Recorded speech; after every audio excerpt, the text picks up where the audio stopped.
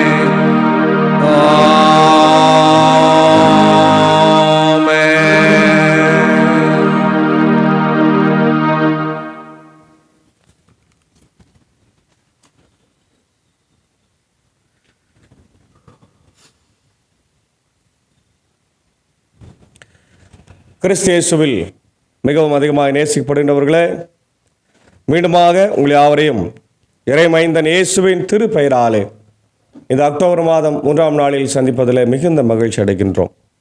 இந்த ஊழியத்தின் சார்பாக அனைவருக்கும் எங்களுடைய வாழ்த்துக்களை சொல்லுகின்றோம்.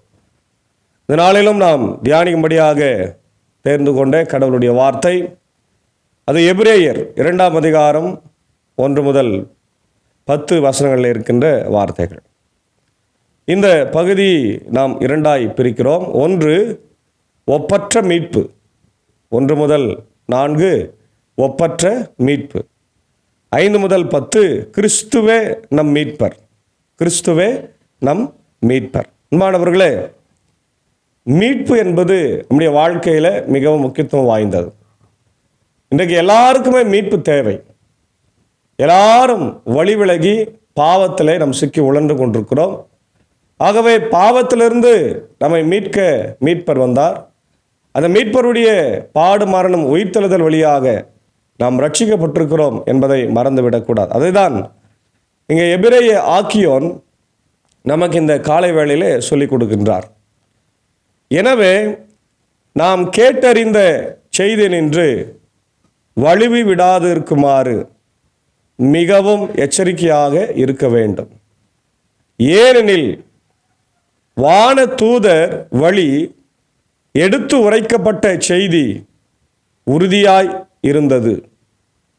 அதை மீறிய எவரும், அதற்கு கீழ்ப்படியாத எவரும் தகுந்த தண்டனை பெற்றனர். அவ்வாறு இருக்க இத்தகைய ஒப்பற்ற மீட்பை பற்றி நாம் அக்கறையற்ற இருப்போமானால் தண்டனையிலிருந்து எப்படி தப்ப முடியும்? இந்த மீட்பு செய்தியை முதல் அறிவித்தவர் ஆண்டவரே.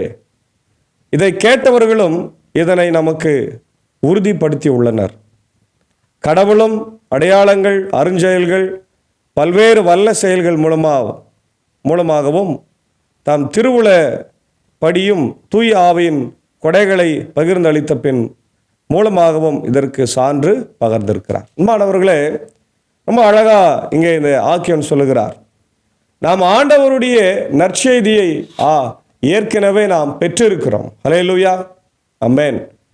நாம் பெற்று நமக்குள்ளாக ஆண்டவருடைய நற்செய்தி இருக்கிறது என்பதை மறந்துவிட்டு நாம் மீண்டும் மீண்டும் பாவம் செய்திருக்கும் போது இந்த ஒப்பற்ற மீட்பை குறித்த ஒரு மிகப்பெரிய விழிப்புணர்வை நாம் மறந்து போகிறோம் என்பதில் எந்த சந்தேகமும் இல்லை. அதனால்தான் இங்கே இந்த செய்தி சொல்லப்படும். இயேசு ஆண்டவர் பிறக்கும்போது சொல்லப்பட்ட செய்தி பாருங்க. வானதூதர் சொன்னாங்க இல்லையா, அவர்கள் வந்து சொன்னார்கள், இதோ உங்களுக்காக கிறிஸ்து என்னும் ரட்சகர் பெத்லகேமில் பிறந்திருக்கிறார், நீங்கள் போய் அவரை பார்க்க வேண்டும் என்ற செய்தி சொல்லப்பட்டது. ஆனால் எல்லாரும் போனாங்களா? இல்லை. சமூகத்தில் ஒடுக்கப்பட்ட மக்கள் மட்டுமே போனாங்க. மெய்ப்பர்கள் மட்டும் போய் பார்த்தாங்க. அங்கிருந்த ஏழை எளிய மக்கள் போய் பார்த்தாங்க. ஆனால் யூதர்கள் இயேசுவை ஏற்றுக்கொள்ளவே இல்லை. இன்று வரையிலே இயேசுவை ஏற்றுக்கொள்ளாத ஒரு சமூகம் என்று சொன்னால் அது யூத மார்க்கத்தினர் மட்டுமே. ஏனென்றால் அவர்கள் வைராக்கியமாய் இருந்து கொண்டு இருக்கிறார்கள் என்பதை நாம் பார்க்கிறோம். அப்போது ஒப்பற்ற மீட்பை அவர்கள் தள்ளிவிட்டார்கள் என்பதுதான் இந்த பகுதியினுடைய மிக முக்கியமான காரியம் இருக்குது. ஒப்பற்ற மீட்பை பற்றிய அக்கறையற்று இருக்கிறார்கள் இல்லையா? கேர்லெஸ்னஸ் என்று சொல்லுவாங்க. ஒரு நிர்விசாரமான ஒரு வாழ்வை தான் அன்றைக்கு யூதர்கள் வாழ்ந்தார்கள். ஒருவேளை நம்ம கூட மீட்பை பெற்றிருக்கிற நாம் எப்படி வாழுகிறோம்? ரட்சிக்கப்பட்ட நாம் எப்படி வாழுகிறோம்? நம்முடைய வாழ்க்கை ஆண்டவருக்கு பிரியமாய் இருக்கிறதா? தினந்தோறும் நாம் கனி கொடுக்கிற வாழ்வை வாழுகிறோமா இல்லையா? அன்புள்ள, பண்புள்ள, நல்ல குணமுள்ள கிறிஸ்தவர்களாய் வாழ்ந்து கொண்டிருக்கிறோமா? யோசிங்க. அதான் அங்கே சொல்றார், ஒப்பற்ற மீட்பை பற்றி நாம் அக்கறையற்று இருப்போமானால் தண்டனையிலிருந்து எப்படி நம்ம தப்பிக்க முடியும் இல்லையா? ஏன்னா இந்த செய்தியை அறிவித்தவர் ஜீசஸ், இயேசுவே. இப்போ இயேசுவே இந்த செய்தியை முதலாய் அறிவித்ததுனால நாம் அக்கறையற்று இருக்கக்கூடாது என்று சொல்லுகிறார். மட்டுமல்ல, கடவுள் இயேசுவின் வழிய அநேக அற்புதங்களை, அடையாளங்களை செய்திருக்கிறார். அவர் போன இடமெல்லாம் 3 விதமான ஊழியத்தை செய்ய உங்களுக்கு தெரியும். Preaching ministry, healing ministry, teaching ministry இல்லையா? ப்ரீச்சிங், டீச்சிங், ஹீலிங் இதை செய்யாமல் இல்லை.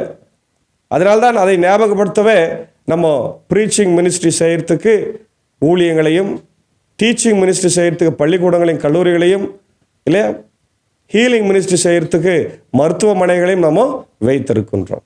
ஆனால் உண்மையாகவே இவையெல்லாம் இப்பொழுது செயல்படுகிறதா? உண்மையாக இது செயல்பட்டு கொண்டிருக்கிறதா? ஆண்டவருடைய திருவுளத்தை நாம் நிறைவேற்றி கொண்டிருக்கிறோமா? கேள்விதான், இல்லையா? அதை நம்ம யோசிக்க வேண்டும். அப்போ ஆண்டவருடைய திருவுளப்படி தூய ஆவின் கொடைகளை பகிர்ந்தளித்த பின் இதற்கு சான்று பகிர்ந்திருக்கிறார். ஒன்று. இரண்டாவது, கிறிஸ்து நம்முடைய மீட்பராய் இருக்கிறார். கிறிஸ்து நம்முடைய மீட்பராய் இருக்கிறார். வரவிருக்கும் உலகு பற்றி பேசுகிறோம்.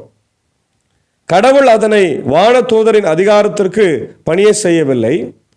இதற்கு சான்றாக மறைநூலில் ஓரிடத்தில் சொல்லப்பட்டுள்ளது இதுவே.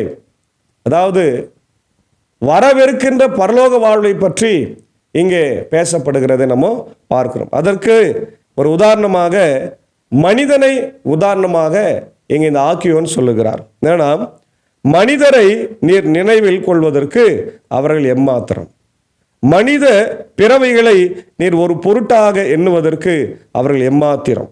ஆயினும் நீர் அவர்களை வான தூதரை விட சற்றே சிறியவர் ஆக்கியுள்ளீர். மாட்சியையும் மேன்மையையும் அவர்களுக்கு முடியாய் சூட்டி உள்ளீர். உமது கை படைத்தவற்றுக்கு மேலாக அவர்களை நியமித்தீர் என்று சொல்கிறார். வான தூதர்களை விட சற்று சிறியவராக இருக்கிறார், இல்லையா? வான தூதர்களுக்கு அதிகாரம் என்ன? தேவத்துடைய அதிகாரம். அவன் நினைத்த இடங்களுக்கு போகலாம், அருஞ்செயல்களை செய்ய முடியும், பறக்க முடியும். ஆனால் மனிதர்கள் அப்படி கிடையாது. நினைத்த இடத்திற்கு போக முடியாது. ஒருவேளை அருஞ்செயல்களை செய்யலாம். ஆண்டவர் சொல்றார், என்னை விசுவாசிக்கிறவன் என்னை விட அற்புதங்களை செய்ய முடியும். ஆனால் இங்கே மனிதனை அதற்கு கொஞ்சம் கீழே வைத்திருக்கிறார் என்று பார்க்கிறோம். எல்லாவற்றையும் அவர்கள் பாதங்களுக்கு கீழ்ப்படுத்தி உள்ளீர். அனைத்தையும் மனிதருக்கு அடிப்பணிய செய்தார் என்பதால் எதையும் பணியாதிருக்க விட்டு விடவில்லை, இல்லையா? எல்லா மிருக ஜீவன்களுக்கும் அது என்ன பண்றாரு? மனிதனை அதிகாரியாக வைத்தார். To rule over the world. ஆதியாகமம் முதல் அதிகாரத்தில் ஆண்டவர் சொல்றது, எல்லாத்தையும் படிச்சுட்டு நல்லது நல்லதுன்னு படிச்சுட்டு கடைசியா ஆதாம் ஏவாளை படிச்சுட்டு நல்லதுன்னு சொல்லிட்டு நீங்க இந்த பூமியை ஆண்டு கொள்ளுங்கள். இந்த ஒரு வார்த்தையை முக்கியமா சொல்றார், இல்லையா? அப்போ கடவுள் மனிதனை ஆசீர்வாதம் படைத்தார். திருவாசகத்தில் படிக்கிறோம், படைத்தான் படைப்பெல்லாம் மனுவுக்காக, மனுவை படைத்தான் தன்னை வணங்க என்கின்ற கூற்றுப்படி ஆண்டவர் மனிதனை தன்னை வணங்குவதற்காய் படைத்திருக்கிறார் என்பதை நாம் மறந்துவிடக் கூடாது. அதாங்க பார்க்கிறோம். எதையும் விட்டு விடுக்கவில்லை. எனினும் அனைத்தும் மனிதருக்கு இன்னும் அடிப்பணியே காணோம், இல்லையா? நாம் காண்பதோ சிறிது காலம்தான். வான தூதரை விட சற்று தாழ்ந்தவராக்கப்பட்ட இயேசுவையே இவர் துன்புற்று இறந்ததால் மாட்சியும் மாண்பும் இவருக்கு முடியாக சூட்டப்பட்டதை காண்கின்றோம். இவ்வாறு கடவுளின் அருளால் அனைவருடைய நலனுக்காகவும் இவர் சாவுக்கு உட்பட வேண்டியதாயிருந்தது. கடவுள் எல்லாவற்றையும் தமக்கென்று தாமே உண்டாக்கினார். அவர் மக்கள் பலரை மாட்சியில் பங்கு கொள்ள அழைத்து செல்ல விரும்பிய போது அவர்களது மீட்பை தொடங்கி வழி நடத்துபவரை துன்பங்கள் மூலம் நிறைவுள்ளவராக்கினார். இதுவே ஏற்ற செயலே என்று பார்க்கிறோம். அப்போ இயேசுவை எப்படி பண்றாருன்னா, அவரும் தேவதூதர்களை விட சிறியவராக்கி அனுப்புறார். ஏன்னா சாதாரண மனிதனை போலதான் இயேசாமி வந்தார். மரியாள் வயிற்றில், கன்னிமரி வயிற்றில் பிறந்தார். சாதாரண மனிதனாய் இந்த உலகத்தில் சுற்றி திரிந்தார். அவரே சொல்றாரு, இந்த உலகத்தில் நரிகளுக்கு, முயல்களுக்கு குழிகள் உண்டு, கூடுகள் உண்டு, பறவைகளுக்கு கூடுகள் உண்டு, ஆனால் மனுஷகுமாரனுக்கோ தலை சாய்க்க இடமில்லை. நமக்கு தெரியும், அவர் போன இடமெல்லாம் அவர் சாதாரண மனிதனை போல இருந்தார். அவருக்கென்று தனிப்பட்ட குடும்பமோ வீடோ கிடையாது. அவருக்கென்று தனிப்பட்ட மக்களோ யாரும் கிடையாது. சாதாரண சீடர்களோடு சுற்றி திரிந்தார். போன இடத்துல என்ன உணவு கிடைத்ததோ அதை சாப்பிட்டார், வாங்கி சாப்பிட்டார், இல்லை மக்கள் கொடுத்ததை திருப்தியாய் சாப்பிட்டார். ஆனால் அவர் மக்களுக்கு செய்த அற்புதங்கள் ஏராளம் ஏராளம், இல்லை? 5 அப்பம் 2 மீனை எல்லாரும் கொடுத்தாரு. மரித்தவர்களை உயிரோடு எழுப்பினாரு. வியாதியஸ்தர்களை குணமாக்கினாரு. பேய் பிசாசு பிடித்தவர்களை ஆண்டவர் சுகமாக்கினார் என்பதை நம்ம பார்க்கிறோம். ஆகவே பிரியமான தேவனுடைய பிள்ளைகளே, அந்த ஆண்டவரை தான் இங்கே இந்த உலகம் என்ன பண்ணுது? சிலுவையில் அறைந்தது. கடவுளின் அருளால் அனைவருடைய நலனுக்காக, பாருங்க, கடவுளுடைய நலனால் அனைவருடைய நலனுக்காக அவர் சிலுவை சாவை ஏற்றுக்கொண்டார். அதான் இங்க இருந்தது. சிலுவை சாவுக்கு உட்பட வேண்டியதா இருந்தது. கடவுள் எல்லாவற்றையும் தமக்கென்று தாமே உண்டாக்கினார். அவர் மக்கள் பலரை மாற்றில் பங்கு கொள்ள அழைத்து செல்ல விரும்பிய போது அவர்களது மீட்பை தொடங்கி வழி நடத்துபவரை துன்பங்கள் மூலம் அவரை வழி நடத்தினார். அன்பான தேவனுடைய பிள்ளைகளே, கிறிஸ்துவினுடைய பாடு, மரணம், உயிர்த்தெழுதல் வழியாக கடவுள் நம்மை மீட்டு ரட்சித்திருக்கிறார். அவருடைய பாவ மன்னிப்பின் நிச்சயத்தை நாம் பெற்றிருக்கிறோம். லூக்கா சுவிசேஷம் 24ஆம் அதிகாரத்தில், நீங்கள் உலகமெங்கும் புறப்பட்டு போய் சகல ஜாதிகளையும் சீஷராக்கி பிதா, குமாரன், பரிசுத்த ஆவி நாமத்தினாலே ஞான ஸ்நானம் கொடுங்கள் என்று சொல்லப்பட்டது மட்டுமல்ல, அதுக்கு அடுத்து முக்கியமானது ஒன்று வருகிறது. நீங்கள் உலகமெங்கும் போய் என்ன சொல்லுங்க? மனம் திரும்புதலையும் பாவ மன்னிப்பையும் எல்லாருக்கும் சொல்லுங்க. Hallelujah. Repentance and forgiveness of sins. You are forgiven. You are forgiven. இன்னைக்கு நமக்கு மிஷினரிகள் எல்லாம் கற்றுக் கொடுத்தது எல்லாமே அதுதான். You are forgiven. நீ மன்னிக்கப்பட்டிருக்கிறாய், உன் பாவங்கள் மன்னிக்கப்பட்டது என்ற செய்தியை தான் அவர்கள் சொன்னார்கள். இன்றைக்கு நாம் மன்னிக்கப்பட்டவர்களாக இருக்கிறோம். நாம் பிறருக்கு அந்த நற்செய்தியை அறிவிக்க வேண்டும். அன்பார்ந்த தேவனுடைய பிள்ளைகளே, இந்த காலை நேரத்தில் ஒப்பற்ற மீட்பையும் கிறிஸ்துவின் வழியாக மீட்பரையும் நாம் பெற்றிருக்கிறோம் என்பதை உணர்ந்து நம்முடைய பாவ வாழ்க்கையிலிருந்து மனம் திரும்பி இந்த கிறிஸ்துவின் நற்செய்தியை இந்த உலகிற்கு அறிவித்து ஆண்டவருடைய பிள்ளைகளாய் சாட்சியாய் வாழ தூய ஆவியானவர் தாமே நம்மை வழிநடத்தி காப்பாராக. ஆமேன். God plus. ஜெபிப்போம். மகா இரக்கமும் கிருபையும் நிறைந்த நல்ல ஆண்டவரே, எங்கள் ராஜாதி ராஜாவே, கர்த்தாதி கர்த்தா, இந்த ஆசீர்வதிக்கப்பட்ட மனமகிழ்வான இறைவா, அக்டோபர் மாதத்தின் 3ஆம் நாளாகிய இந்த வியாழக்கிழமைக்காக நன்றி சொல்லுகிறோம். ஆண்டவரே, கடந்து போன இரவில் எங்களோடு இருந்தீர். நேற்று தினத்தில் மிக சிறப்பான ஊழியங்களை நிறைவேற்றினோம். ஃபாஸ்டிங் ப்ரேயர், ஹார்வெஸ்ட் ஃபெஸ்டிவல் போன்ற நிகழ்வுகளிலே கலந்து கொண்டு சாயங்கால நேரத்தில் ஆண்டவர் நல்ல மழையை எங்களுக்கு தந்திருக்கிறேன். இன்னும் தொடர்ந்து நல்ல மழையை ஆண்டவர் எங்களுக்கு தந்து நீர் எங்களை ஆசீர்வதிக்க வேண்டுமா ஜெபிக்கிற ராஜா. காலை வேளையில் ஒப்பற்ற மீட்பர் கிறிஸ்துவே, அந்த மீட்பர் எங்களுக்காக மரித்தவர், எங்களுக்காக ரத்தம் சிந்தினவர், இப்படி பாவங்களுக்காக மரித்தவர் என்பதை ஆண்டவர் மீண்டும் ஒரு முறை கூட இந்த செய்தியிலே நான் வாசித்தோம். எபிரேய ஆக்கியோன் மிக சிறப்பாக ஆண்டவர் எடுத்துரைத்திருக்கிறதை நாங்கள் கேட்டிருக்கிறோம் ராஜா. இந்த நல்ல காரியங்களை எங்கள் வாழ்க்கையில் நாங்கள் அபியாசப்படுத்தி அதை ஆராய்ந்து ஆண்டவரை வார்த்தை என்ன சொல்லுகிறது என்று கேட்டு புரிந்து கொண்டு எங்கள் வாழ்க்கையில் நாங்கள் செயல்படுத்தவும் பிறருக்கும் அதை அறிவிக்கவும் கிருபை தார். குறிப்பாக இந்த நாட்களிலே கிறிஸ்துவனுடைய மீட்பை குறித்த தவறான செய்திகள், ஆண்டவர் கள்ள உபதேசங்கள் பரவி கொண்டிருக்கிற நேரத்தில் கிறிஸ்து எங்களுக்காய் மரித்ததை விட பெரிய ஒரு நற்செய்தி இந்த உலகத்தில் இல்லை. கிறிஸ்து எங்களுக்காக ரத்தம் சிந்தி மீட்டதை விட பெரிய நற்செய்தி இல்லை. எங்களுக்காக கிறிஸ்து உயிர்த்தெழுந்ததை விட ஒரு பெரிய நற்செய்தி இல்லை என்பதை உணர்ந்து நாங்கள் சபையில் கூட, ஆண்டவர் குடும்பங்களில், கிராமங்களில் நாங்கள் சொல்ல கிருபை தார். இந்த காலை நேரத்தில் இந்த இறை வார்த்தையை பல்வேறு நிலைகளிலிருந்து பார்த்தும் கேட்டுக்கொண்டிருக்கிற மக்களுக்காக ஜெபிக்கிறோம். எல்லா குடும்பங்களிலே ஆண்டவர் இறை அமைதி, சமாதானத்தை என் தேவன் தர வேண்டும் என்று நான் கெஞ்சும் ஒன்றாடுகின்ற ராஜா. காலை நேரத்தில் வியாதியஸ்தர்கள், பலவீனமாக இருக்கிறவங்க, துன்பத்தில் துயரத்தில் இருக்கிறவங்க, கஷ்டத்தில் இருக்கிறவங்க, ஆண்டவரை இதனால் பிறந்த நாளை, திருமண நாளை காணொலி எல்லாருக்காக ஜெபிக்கிறோம். குறிப்பாக என்னுடைய மூத்த போத தந்தைமார்கள், ஆண்டவரே ரிட்டையர்ட் பாஸ்டர்ஸ், ரிட்டையர்ட் டீச்சர்ஸ்க்காக, கரஸ்பாண்டன்ஸ்க்காக ஜெபிக்கிறோம்.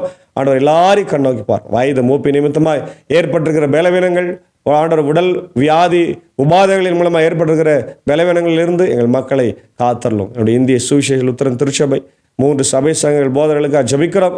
ஆண்டவரை LCMS பிரதிநிதிகளை கொண்டு வந்தீர். தொடர்ந்து IELTSக்கும் LCMSக்கும் நல்ல ஒரு உறவு மேம்பட்டிருக்கிறது என்ற செய்தியை நாங்கள் அறிந்திருக்கிறோம். அதை தொடர்ந்து அவர்கள் ஆண்டவர் மெயின்டைன் பண்ணவும், எங்களுக்காக உதவி செய்யவும் கர்த்தர் கிருபை. நாங்களும் எப்பொழுதும் LCMSோடு நன்றியுள்ள பிள்ளைகளாய் வாழ ஆண்டவரை கிருபை தர வேண்டுமா ஜெபிக்கிறோம். வந்து சென்ற என்னுடைய LCMS president reverend doctor Matt ஹாரிசனுக்காக ஆண்டவர் உமக்கு நன்றி சொல்லுகிறோம். அவரை இன்னும் நீங்கள் ஆண்டவர் பயன்படுத்துங்க.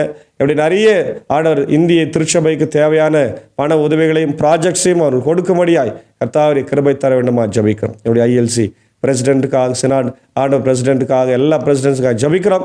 விசேஷமாக இந்த நாளிலே ஆண்டவரே, எங்களுடைய மண்ணிலே பிறந்து எங்களோடு கூட வாழ்ந்து ஆண்டவரே எங்களுக்காகவே மரித்திருக்கிற என்னுடைய அருமையான ஆண்டவரை பாசத்துக்குரிய மரியாதைக்குரிய ஆண்டவரே மாண்புமிகு டாக்டர் ஆலிஸ் ஜி பிராயர் அவர்களை அன்போடு நினைவு கூறுகிறோம். ஆண்டவரை கடந்த 92 ஆண்டுகள் இப்படி இந்தியாவில் தங்கியிருந்து ஆண்டவரை சாதாரண மனிதனாக சாதாரண மனுஷியாக இந்த பெதெஸ்தா மருத்துவமனை கேம்பஸில் இருந்து ஆண்டவரே பல்வேறு ஊழியங்களை செய்தால், குறிப்பாய் கிராமமாய் சென்று ஏழை எளிய மக்களுக்கு மருத்துவ உதவிகளை செய்து ஆண்டவரே நீர் அவர்களை கர்த்தாவே செய்யும்படியாக பயன்படுத்தி இருக்கிறேன். குறிப்பாக இந்த பிரசவத்தில் ஏற்படுகின்ற ஆண்டவர் பலவீனங்கள் கஷ்டங்களுக்காக குழந்தைகளுக்காக உணவு எல்லாவற்றையும் அவங்க செய்திருக்கிறாங்க. குழந்தை இல்லாத மக்களுக்கு ஆண்டவரே மருந்து கொடுத்து அதில் சக்ஸஸ் ஆக அநேக பெற்றோர்கள் இருக்கிறத நாங்கள் பார்க்கிறதாச்சும். இன்றைக்கு அந்த ஊழியமெல்லாம் இல்லாமல் போயிருக்கிறது. ஆண்டவர் அநேக முறை இப்படிய சினாடில் ஆண்டவர் ஐஎல்சியில் ட்ரஸ்ட்டில் இருந்திருக்கிறாங்க.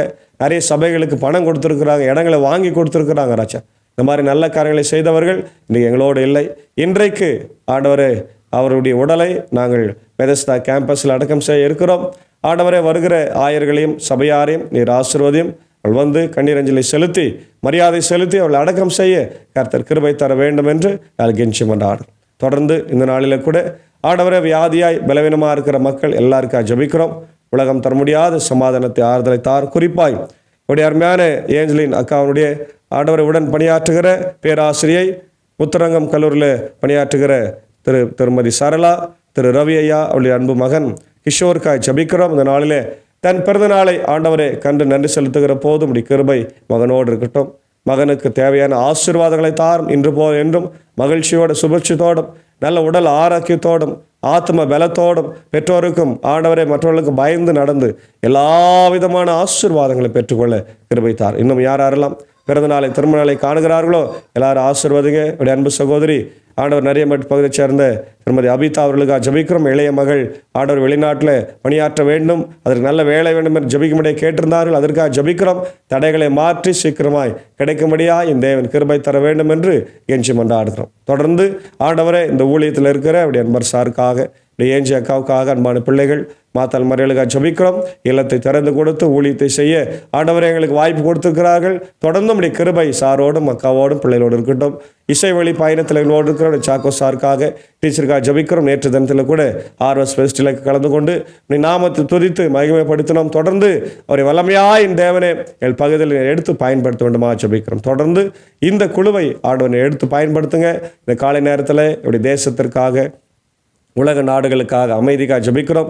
ஆண்டவர் இஸ்ரேல், ஆண்டவரே பாலஸ்தீன போர், இன்னும் ஈராக் கூட ஆண்டவர் போர் நடந்து கொண்டிருக்கிறது.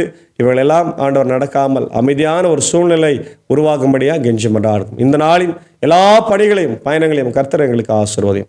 துதிய கன மகிமை உமக்கே செலுத்துகிறோம். மரித்து உயிர் தெழுந்த இரட்சகராகிய இயேசுவின் மூலம் ஜபிக்கிறோம். ஜெபம் கேளும் நல்ல பிதாவே, ஆமென். எல்லாம் வல்ல தந்தை, மகன், தூயாவின் ஆசீர்வாதங்கள் நாளில் நம்மோடு கூட இருப்பதாக. ஆமென்.